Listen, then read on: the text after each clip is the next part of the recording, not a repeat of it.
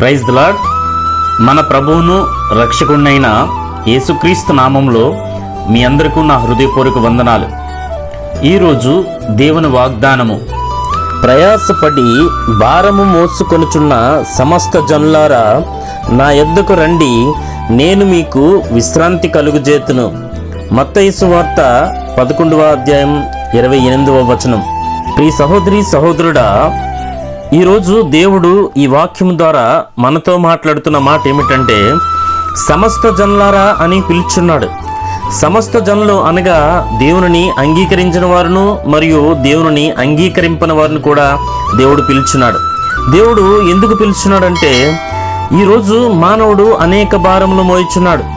ఆర్థిక భారాన్ని మోయిచున్నాడు, అప్పుల భారంను మోయిచున్నాడు, అశాంతితో కూడిన జీవిత భారాన్ని మోయిచున్నాడు, నెమ్మది లేని భారమును మోయిచున్నాడు, మరి ముఖ్యంగా మానవుడు పాప భారమును మోయిచున్నాడు.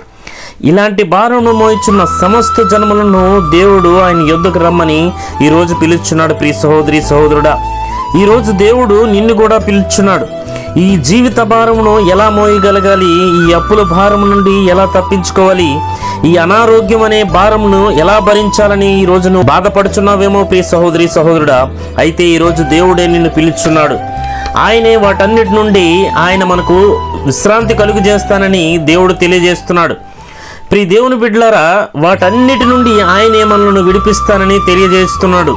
ఈరోజు నీవు మోయించిన ఏ భారమైనా దేవుడు దాని నుండి విడిపించడానికి సిద్ధముగా ఉన్నాడు. ప్రియ దేవుని బిడ్డలారా, సామెతలు 16వ అధ్యాయం 3వ వచనం చదివినట్లయితే, నీ పనుల భారము యెహోవా మీద నుంచుము, అప్పుడు నీ ఉద్దేశములు సఫలమగునని వ్రాయబడి ఉంది. ప్రియ సహోదరి సహోదరుడా, ఈ రోజు నువ్వు ఏ పని భారం అయితే కలిగి ఉన్నావో ఆ పని భారం నుంచి దేవుడు విడిపిస్తానని నీతో మాట్లాడుచున్నాడు. ఈ రోజు నీవు కలిగి ఉన్న ప్రతి భారాన్ని దేవుని మీద ఉంచమని దేవుని లేఖనం తెలియజేస్తుంది. ప్రియ దేవుని బిడ్డలారా, అప్పుడు ఆ పనుల యొక్క ఉద్దేశములు దేవుడు సఫలపరుస్తా అంటున్నాడు, వాటిని నెరవేరుస్తానంటున్నాడు.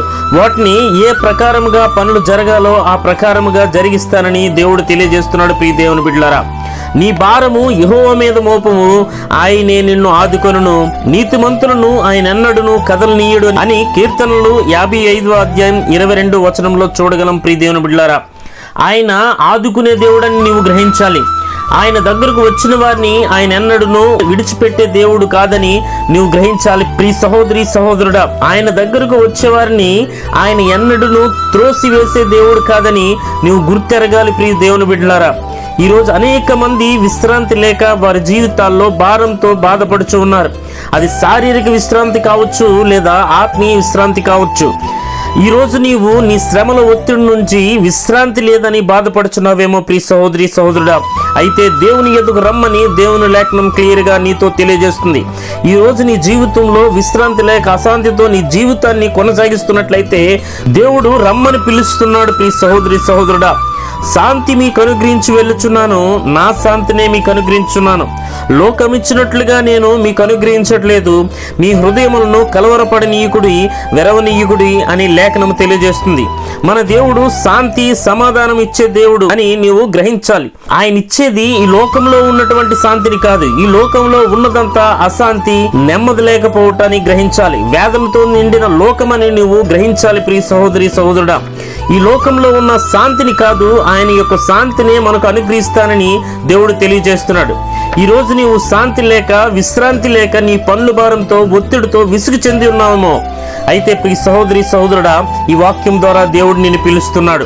ఆయన దగ్గరకు రా. ఆయన ఎందుకు వచ్చినట్లయితే ఆయన నీకు విశ్రాంతి కలుగు చేస్తాడు, నెమ్మది కలుగు చేస్తాడు, మీ జీవితాలకు శాంతిని ఇస్తాడు, సమాధానాన్ని ఇస్తాడు, నీ పనుల భారంను తగ్గిస్తాడు, ఎలా శాంతితో జీవించాలో తెలియజేస్తాడు, నీతో మాట్లాడుతాడు, నిన్ను మంచి మార్గంలో నడిపిస్తాడు. ఎందుకంటే ఆయన సాత్వికుడును దీన మనస్సు కలవాడు గనుక అటువంటి దీనత్వం మనకు నేర్పుతాడు.